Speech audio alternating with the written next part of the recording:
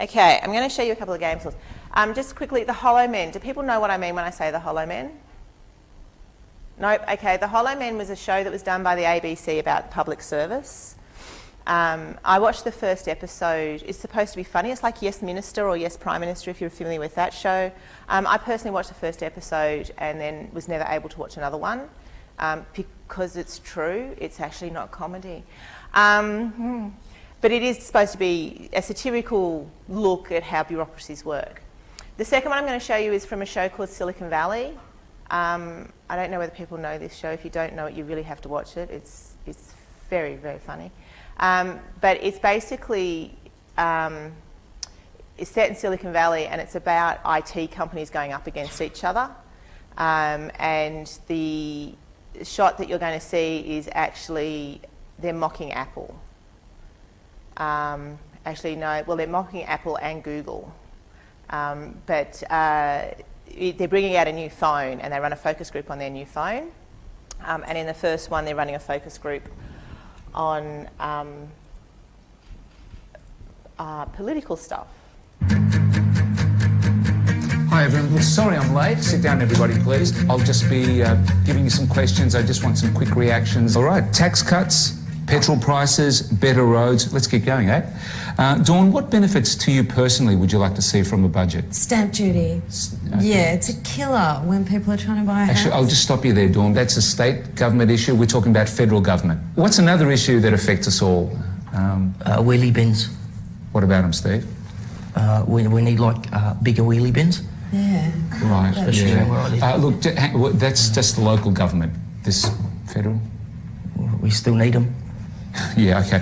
Look, someone mentioned something before, hand down, Steve. Something about health. John, it was you.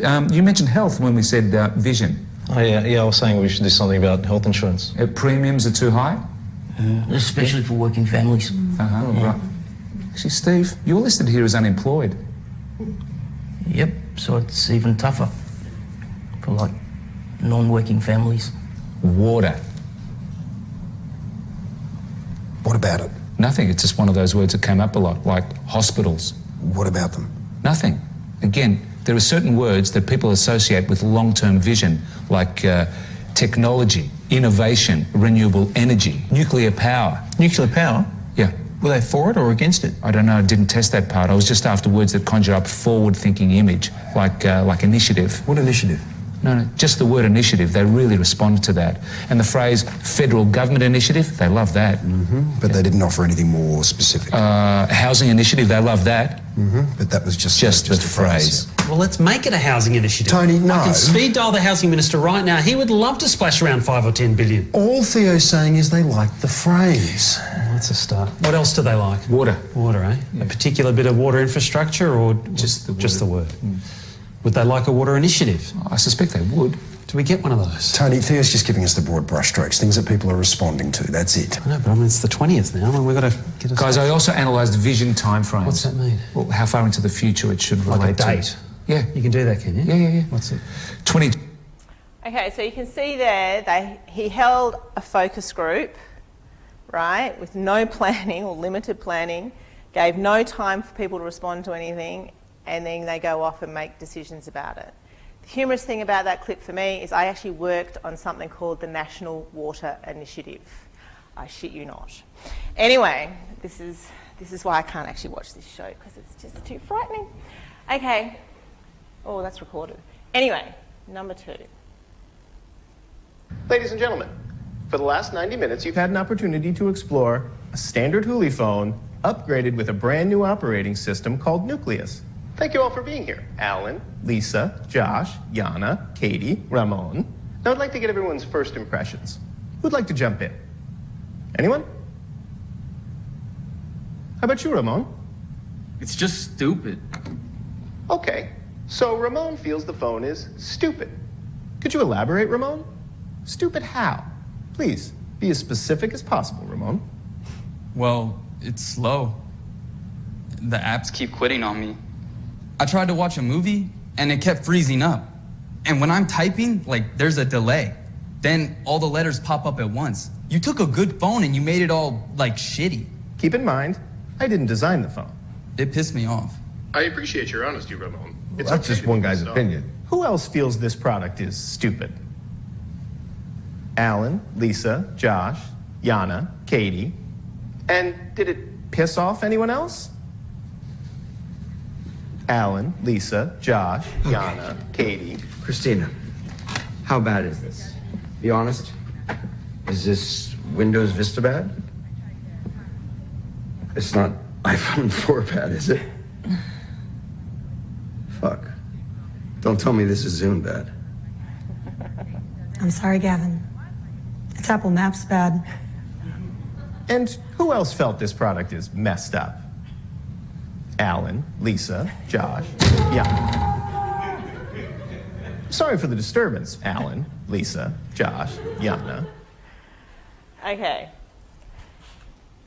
So, while that guy did use the names over and over again, that is not a bad technique.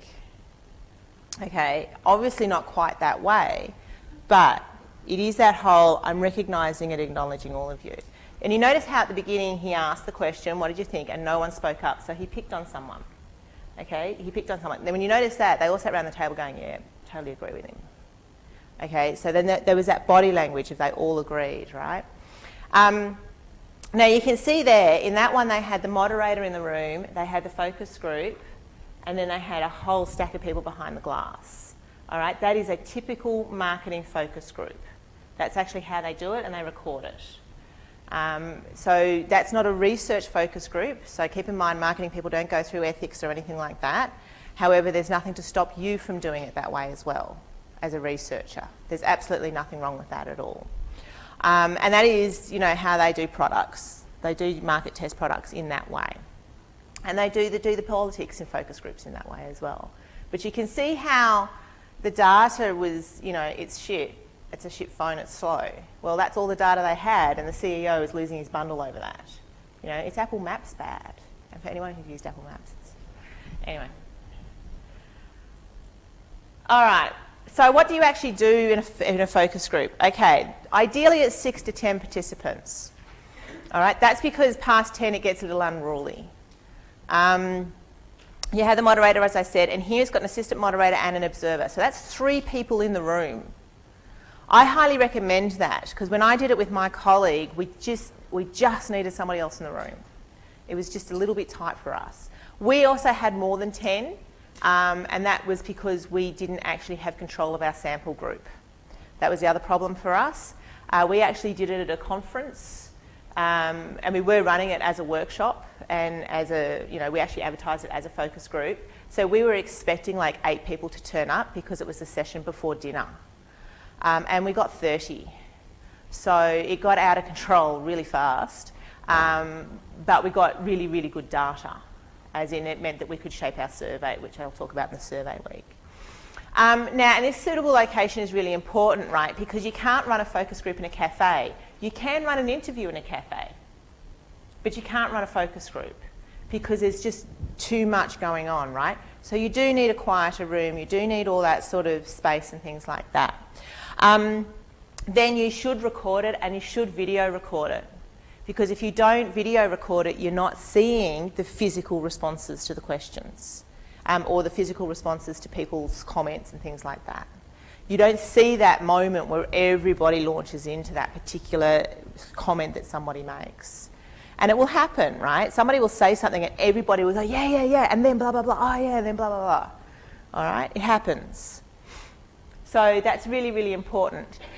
Then, of course, there's the same things that you need for every single method. You need your participant information form, your consent form. All right, you do need these things. You need the schedule. You need to know how you're operating. Now, remember these three things you need for Assessment D. If you haven't watched the video on how to do the participant information form on YouTube yet, make sure you watch it to do your participant information form. Right? You cannot interview for Assessment D without a participant information form, a consent form, and your interview schedule. All right? For this, it's the focus group schedule. The schedule is literally the list of questions, but it's also the setup. So at the beginning will be, you know, talk about thanking them, you know, blah, blah, blah, blah, blah. You know, some people even write it, hi, thanks for agreeing to do this today, and you write it out. And you've got to have the exit as well. How are you going to close it down? It's the same in a focus group. How are you going to introduce yourself? You know, in the first example I showed you in the Hollow Men, he walks into a really tiny, cramped room and says, "Oh, sorry, I'm late," and then sits down and just launches. Okay, no, that is not how you do a good focus group. It's not how you do a good interview. Okay, it's not how you do good research. There's no rapport there. So you've got to build the rapport. All right, so these are all the things that you need to have in order to put it all together. So if you are the main moderator, not the assistant moderator, but the main moderator, here's the elements of things that you actually have to do. You do the whole lead in, you do the introduction, and it has to be a welcoming yet distancing type of process that you go through. You aren't there to participate, you're there to facilitate, and what that means is that you can't chip in when you've got a good idea as well. You have to resist every urge you've got. All right? For some of you in tutorials, particularly in the later tutorials, have seen me go, "Oh yeah, oh no, I'm going to shut up." All right? That's me wanting to tell a good story about what you guys are talking about, and then realising that that's not my place. Your tutorial is about you. The focus group is about them, not about you, as much as you might think it's about you. All right, you have to love all the participants even when you don't. Okay, and this is particularly important when you've got that dominant personality who's starting to drive you mad and you just want to kick them out. Okay, you can't show that, because if you show that, you lose them all. You don't lose just that person, you will lose them all. So you have to be genuinely interested. This is why in the second example in Silicon Valley, where he keeps using their names, it was sloppy. But that's a good way to do it, right? You guys get really miffed at me when I forget your names, and rightly so, because knowing somebody's name and using somebody's name is actually really bringing them in, okay? So it's quite important. And by showing a genuine interest, then it makes it easier to pick on them. Sam, you haven't said anything for a while. Was there anything you'd like to add at this point in time? Okay. Sorry, Sam. So you really have to be you have to walk this fine line. It's like interviewing, right? It's this thing in interviewing where you've got to walk the fine line between probing to get the data you need and not leading so hard that you're giving them the answer. All right? Like all good research in the social sciences, we want that data, but we can't force it. We have to let it happen. But we have to structure it in such a way that we have to let it happen. Now, the different viewpoints is a hard one, right? Because you've got a research question that you want to answer, and then all of a sudden people start taking it in a completely different direction. This happened to us. People started to actually talk about physical things in universities, and we went after physical things, but we needed to let it roll. So they started complaining about how bad university buildings were and blah, blah, blah, blah, blah. Useless to us, totally not what we were interested in, but we can't shut that down. Because as soon as you shut that down, then they won't talk about the next thing. So what you do is you try and let it roll for a bit, and then you try and pull it back in, go in a different direction to where you want to go. Again, it's hard. It's like the rabbit hole in an interview. You've gone down the rabbit hole, it's terribly interesting, but at some point you have to pull it back to go back to the data that you need. All right, these are all the similar techniques, right? So across all the methods, we've got a lot of consistency here. The other thing is that you will have people in the room who've got different opinions. All right, so in your focus group, the person with the dominant personality is going to have a very strong opinion about something. Then eventually somebody else will crack and they will have a strong opinion and it will be different. And the question is then, how do you manage that interaction? And that's your job, to manage that interaction. And you can't shut that interaction down hard, because then they'll stop talking. And it's not just them that will stop talking, it's everybody will stop talking.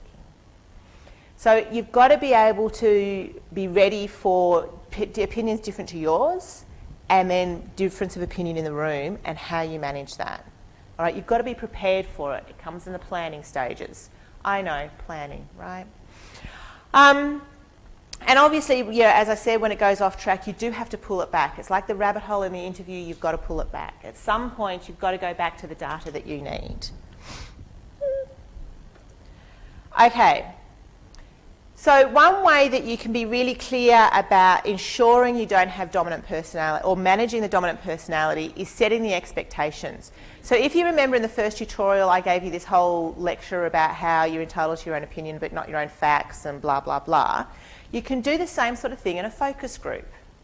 You can set it up, because then what that means is that when that dominant personality is going to a place of no return, you can say, look, just reminding you about the expectations and the intent of this focus group.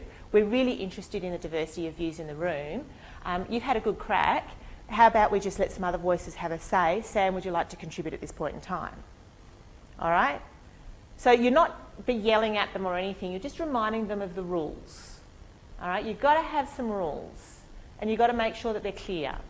All right? Which means you actually have to be really prepared. You have to know, and this all has to be kind of in your head, because you've got to do this by the seat of your pants, which is why when we ended up with 30 in our focus group, it was silly beyond all belief. Because we had it, but we didn't have it for 30, right? And when they started talking about things that we weren't ready for, it was like, oh, how do we pull this one back? So you've got to be ready for all that sort of stuff. Now, when you're introducing yourself as a moderator, not a researcher, right, you're wanting to be distant but also inclusive. So there's this whole thing, if you have to establish your credibility, but you don't want to become their friend, you don't want to become a participant, you don't want to be involved. Bless you. No worries. So you actually have to do this, you know, hi, I'm undertaking this research, you know, as a part of, as a member of the University of X, you know, as you're aware on the consent forms, you know, blah, blah, blah. So you build yourself up in that way, but now it's all about you, and now let's discuss the rules for the focus group for you. You know, this is what's going to happen in the room for you, blah, blah, blah. Okay, now here's the stimulus material, or here's my stimulus question, or here's my question. Great. All right, and then you can actually even physically sit back. All right, you don't have to physically sit at the table. You can, lots of people do, but you can actually just physically move away and just set it and see how it goes. All right, so there's all sorts of ways of doing it. We've talked about that. Rudeness is really, really interesting. Okay, it's probably less common today because people are really scared about telling people just to fuck off because they're stupid. They are, unless of course it's on Facebook, right? You know, sorry. But we don't say it to other people's face anymore. We might roll our eyes, but we don't tell them they're wrong. Whereas back in Jenny and my days, we got told we were wrong on a regular basis at university, quite frankly. So you've got to be able to manage that. Okay, as a part of our rules, it was actually that we're nice to each other. So, you know, we're being nice to each other. That probably wasn't very nice. So how about we just don't, you know, do that. It's about managing those expectations and making sure it all flows.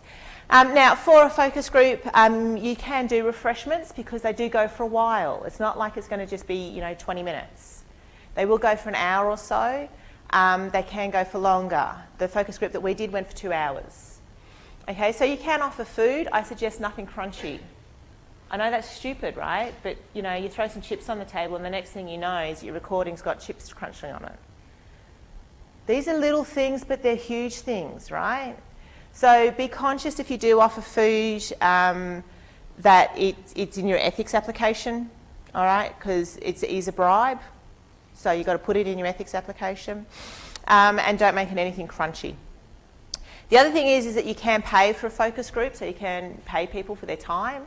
Again, it goes in the ethics application. You can put them in a draw thing, you know, attend this focus group and you might get a $50 gift voucher for Belconnen Mall, that sort of thing. You can actually do that for focus groups. It works quite well because trying to find people for a focus group is a pain. It's an absolute pain, which is why we did it as a conference session, because we knew our target group would be at that conference. That's why we did it. We already knew they would be there. That made our lives much easier.